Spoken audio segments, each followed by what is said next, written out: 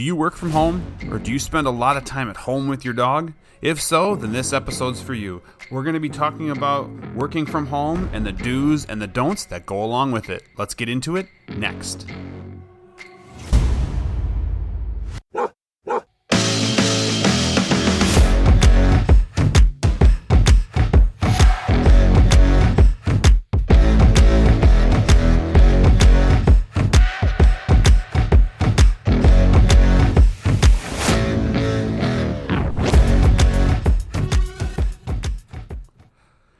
All right, let's get this week's episode going.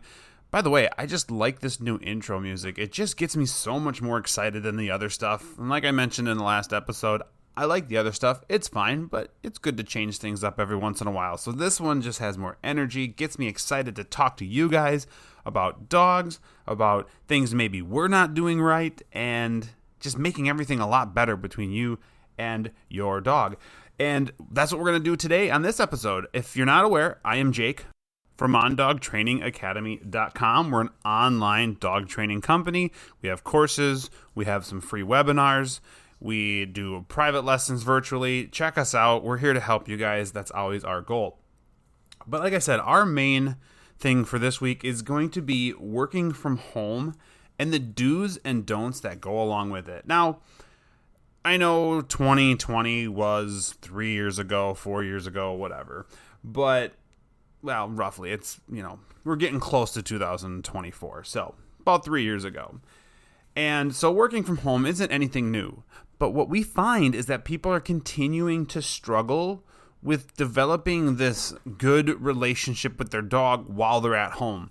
And when I really talk to clients and get into what their problems are, we're seeing a lot of common things pop up. And so I just want to go over a handful of some things that people are doing that maybe they shouldn't, and some things that people should be doing and maybe aren't doing enough of it. And like I said, it just seems to be working from home is becoming more and more popular. Obviously, we do it. We run an online dog training company, and so we do a lot of work from home, and so we do the things that I'm about to tell you. We're doing these literally daily with our own dog. The first things I want to talk about are the don'ts. Let's get the things that we just should not be doing out of the way. And some of them are going to be obvious, and some of them you might go, oh, well, that's interesting, and hopefully that is the case. The first one is a big one, and this is constant freedom. People just have this idea in their head that, well, I'm home, so I don't have to crate my dog. I don't have to confine my dog to anything. I can just let him have free run of the house. Piece of cake, easy, no problem, right? And there's a lot of things that we'll unpack here in a second that can come from that. Some pretty big things. And first off, especially depending on your dog's age, can they handle having the house to themselves unsupervised? Now, you might say, well, I'm home, so I'm able to watch them. But if you're home working and you're able to watch your dog, then your work's going to suffer. But if you focus on work, then paying attention to your dog is going to suffer, and potentially something could happen. Your dog could get into something that could be hazardous, could block them. Maybe they destroy your couch. Maybe they, do Lord knows what. And really something that I see from this, aside from obviously the safety issues, is that your dog starts to develop bad habits like counter cruising and different things like that are not going corrected or not being fixed. And that's because you're not seeing it happen. And the rule is you can't yell at a dog if they've done something that's already passed a decent amount of time. Like if the dog pulls your purse off of the island or off of the counter, gets into it, eats whatever, then goes over and takes a 20-minute nap, you can't come out and yell at your dog for pulling your purse off of the counter because they've moved on mentally. It just doesn't work. It's not effective. It actually does more damage to your relationship than any learning experience your dog might have from that. So this is where supervision is super important, like I said, especially with young dogs. The other thing it sort of develops then is this dog who becomes very accustomed to being able to be everywhere you are. And so this is where we could see separation anxieties pop up, or just this dependency on you that's more unhealthy than what we would like to see. I did a podcast a long time ago, and I actually was on a lot of different podcasts, and I was on a lot of different pages and stuff talking about this. My concern early on in the pandemic was, okay, we have a lot of dogs who are going to be at home, and people are just going to be hanging out with their dogs all day because they have nothing else to do. There's going to be problems when we get back to work, when people start going back to work. Now, even if you're going to say, you know what, I work from home and this is what I do, and so I'm not going to be going back to any sort of office, it doesn't matter. You want to have some structure and stuff to your dog's life. You don't want to give them that constant freedom, because what if you have to travel somewhere, or your dog has to stay somewhere where being contained for certain portions of the day is just what's going to happen? You need your dog, or want your dog, to be conditioned to it. You don't want to stress them out by throwing something at them that they're maybe not used to or conditioned to. So it's always good to not do that. So don't give them that constant freedom. It's not good for them. It's not good for you, and honestly, it's not good for your peace of mind. Like if you're getting interrupted, and I know this from examples, like I'm sitting here recording a podcast and my dog is upstairs, because if he was in here with me, he would be putting his head on my knee. He would be bugging me to pet him because I'm talking. And if you ever talk on the phone with your dog around, you'll know what I'm saying. The dogs just seem like they need to pester you a little bit more when you're on the phone, or you're just talking seemingly to yourself in the dog's eyes. So keep that in mind. The next thing is, don't give in to your dog's demands constantly. Now, I'm not saying don't let your dog outside. What I am saying is don't let your dog outside every hour, unless they're in that age group where you're potty training and you still need that type of schedule. Fine, I understand. But your dog might be like, I'm bored, entertain me, brings you a toy, play with me, bugs you to go outside, looking for that constant attention. This is where it can really affect your workday, your productivity, your mood, everything. And so don't give in to them. This is why when we start going into the do's, we're going to have some solutions to these problems. But don't feel like you have to be at your dog's beck and call all the time. It doesn't have to be. Your dog is basically just attention seeking the whole time. They're just like, well, I'm going to come up and pester you, because when I do, you pet my head and say, not now, buddy, but you pet me. This is where teaching your dog the command, like my dog, I'm like, go away. Go away means go lay down, go entertain yourself. I am not going to be your entertainment for now. So that is something to really keep in mind. The last one then is, and I kind of already touched on this, but I'm going to touch on it again because I think it's really important, is don't allow your dog to be your shadow. So where you go, your dog shouldn't always go. Now, this is a big rule for me and for our house, and that is everywhere in the house. Sometimes I go outside and my dog comes with me. A lot of times he does, but sometimes I go outside without him. Sometimes I go get the mail and he doesn't get to come with. Other times he does. The big one, and I don't understand, and I think I've probably talked about this in a previous podcast episode, is the bathroom. Why do people feel the need for their dog to join them in the bathroom? It never has made sense to me. No. The dog doesn't need to be part of that. No. Keep them separate. Separating you and your dog is a very healthy thing. You don't want your dog, again, so unhealthily attached to you that they just basically can't live without you in a very unhealthy way. Dogs, obviously, we want them to know that they can't live without us, but not in the sense of like, I have to be next to you and in your skin all the time. This is what gets created when dogs are allowed to become our shadows and follow us around all the time. So that is a big one. Like, just close your bathroom door. If your dog's whining outside of it, tell them to shut up and just do your stuff and come back out. Or just completely ignore them. Like, don't acknowledge that they're doing it. Building bad habits like that, or the desires like that, it's just not going to be something that's going to be healthy long term. So now let's talk about some of the do's that you should be doing. And there's a little bit more of this, which is good because, well, I want you to do these things, and I think they're very helpful. The first one is to create a routine like you don't work from home. Now, you can be a little more lenient on this than, say, you have to go to work for 8 hours, so your dog is crated for 8 hours. I'm not saying crate your dog for 8 hours and ignore them the whole time and whatever. What I'm trying to say, though, is you wake up in the morning and, they get fed, they get pottied, and then maybe they go back to their kennel for an hour or 2 or 3 as you go to get some work done. Then you take a break and you go and let your dog out. You play with them, you do whatever. And then you put them back away and you go back to work again. This type of routine is going to help you, especially if there's any chance you're going to be going back in the office anytime soon. We run into this same thing in the fall, in like the September time when kids are getting back into school. So kids' summer routines, especially with young dogs, if they got a puppy over the summer, kids' summer routines is they're home a lot more, which means the dog is allowed to be out a lot more. And now all of a sudden, kids are in school, parents are working, whatever, whether it's at home or away, and that schedule has changed. So you always want to try and keep your schedule or your routine as similar as you can all the time.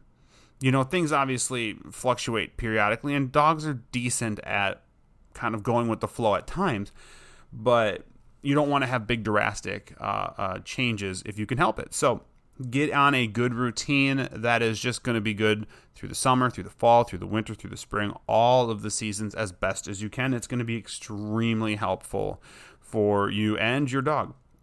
The next one is play, walk, you could even say train early. I really like to do this with my own dog. So we get up in the morning and he potties, and then I feed him, and then I rest him. I don't like to play with the dog right before I feed them or right after I feed them. So there is about an hour rest there.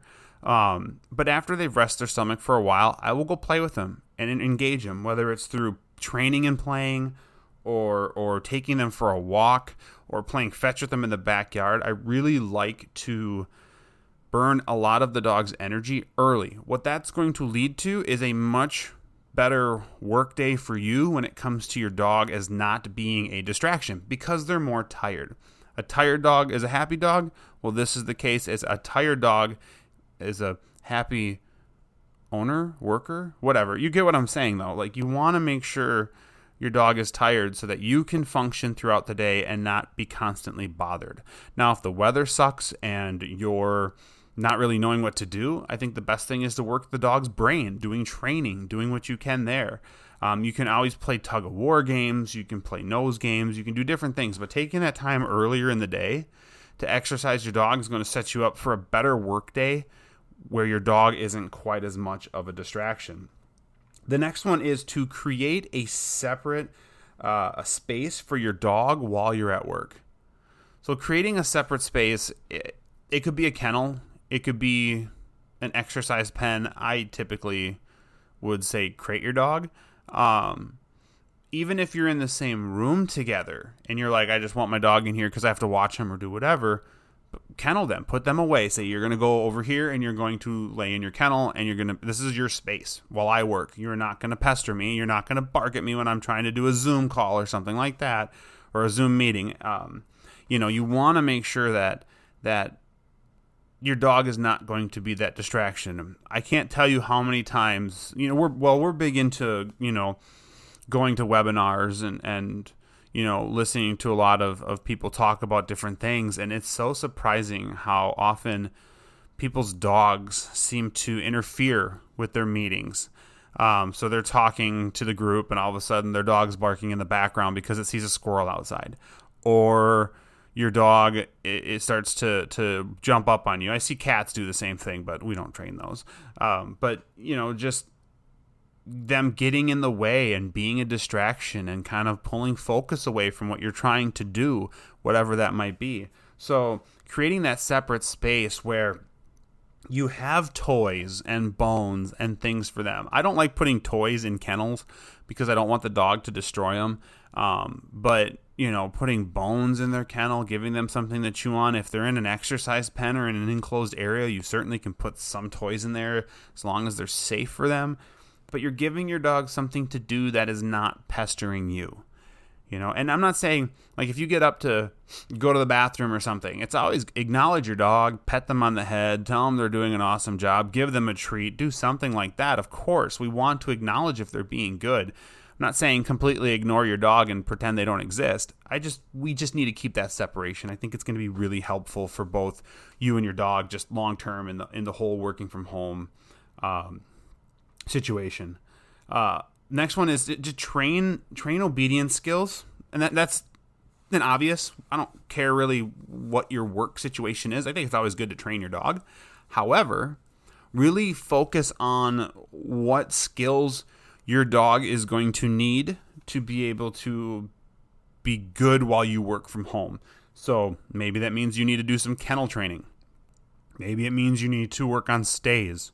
Or you need to work on healing so you can optimize your walks when you take them out. Or recalls so you can get your dog to come in the house faster because you have to make it to meetings. Really, there's certain things it's going to be, you're going to customize this to your own work schedule needs, whatever. But like really figuring out what your dog should be doing and focusing on those skills, to me, makes a big difference. Like I always want to do foundation training, and foundation training is super important. You need to have that foundation. But after I have the good foundation training, I'm going to say, okay, what are the main needs of my dog, or the main things I need my dog to do for me in order for this to work? And those are what I start to put more of an emphasis on. I'm not going to completely ignore everything else, but I'm going to put a bigger emphasis on the things that I absolutely need.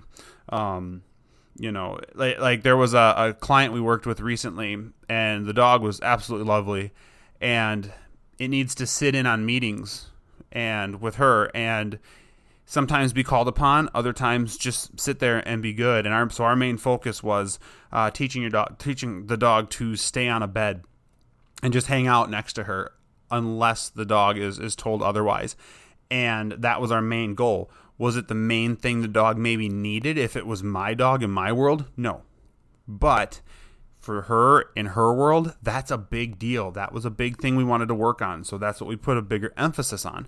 So really, I've said this before, but like write down, make a list and write down things you want your dog to be good at, that you need your dog to be good at, and then put a little bit more energy and focus into those skills. The next one then would be daycare. This is kind of the last one, and it's daycare is always interesting in my opinion. There's good daycares, there's bad daycares, there's dogs who do great in daycare, there's dogs who don't do great in daycare. So this one, I would say put an asterisk next to, and it just depends. If you have a dog that's really good with playing and really likes it, this might be a good thing to do once a week to burn some excess energy out, especially if you have a big workload that week or something, and you're like, look, I can't play with you as much as I want to. I can't do whatever, so I'm going to send you to daycare. And and let them have their energy get run out. And people struggle with this. I bring this up to people and say, hey, this is something you might want to consider. And they're like, it just feels so silly because I'm home, and I'm here with my dog. I don't need to put him in daycare. I'm telling you, the energy they'll get out of daycare is going to be a lot more than the energy you're going to be able to get out of them at home. So I think there's a big value to it, even though you're just leaving your house, bringing them to daycare, and coming back to your house. As foolish as it sounds, it's so worth it. Now, if your dog can't handle that, don't do that. If your dog comes home with really bad habits or things you don't like, either A, find a different daycare, or B, don't do daycare. It has to be the right fit for the dog. I don't want the dog to go to daycare and come home with so many bad habits that it's actually affecting other things that your dog maybe did well prior. So that's kind of everything. Just a short list of do's and don'ts. There's a lot more I could probably talk about, but we like to keep these podcasts nice, short, and digestible for you guys. So just keep in mind that even though you're working from home, this is kind of the biggest tip, the biggest thing when it comes to it is, even though you're working from home, get that schedule, get that routine, and really make sure you're giving your dog timeouts. Take a break, take a nap, whatever. And that doesn't mean take a nap by your feet. I get the joy of having a dog just hang out with you while you're in your meetings and stuff, and that's fantastic. But if you're struggling with stuff, especially not even just struggling with work stuff, if like you can't leave your dog without your dog freaking out, this could be possibly part of the reason why that's happening. So hopefully you guys learned a little something from this episode. Hopefully it was helpful to you. We always ask if you think this is helpful. Definitely review us on whatever platform you are listening to us on, whether it's Spotify, Apple. There's 100 of them out there that we're part of. So wherever you're listening to, please make sure you review our podcast. We always like that type of feedback, and it helps us get noticed more, which means we get to help more people. And that's the main reason we do this, is because we want to get more information out to more people. So hopefully this was helpful. Hopefully you learned something. You can check out our website, ondogtrainingacademy.com, for more stuff. We do have a free webinar there that is very helpful and I think would help. If you're struggling in what I was just talking about, that would definitely help you. It's a really good training webinar. Otherwise you can check the description below the podcast here, and we have all of our links to all of our socials on there. Definitely go check those out. YouTube, everything. And if you feel inclined, we do have a tip jar. Don't have to. Like I said, we do this for free to help people, but this does cost money, and it's always sometimes nice to get a little bit of help. So anyways, guys, that is it for this week. Hopefully it was helpful. Hopefully you learned something. And, of course, we'll see you next week.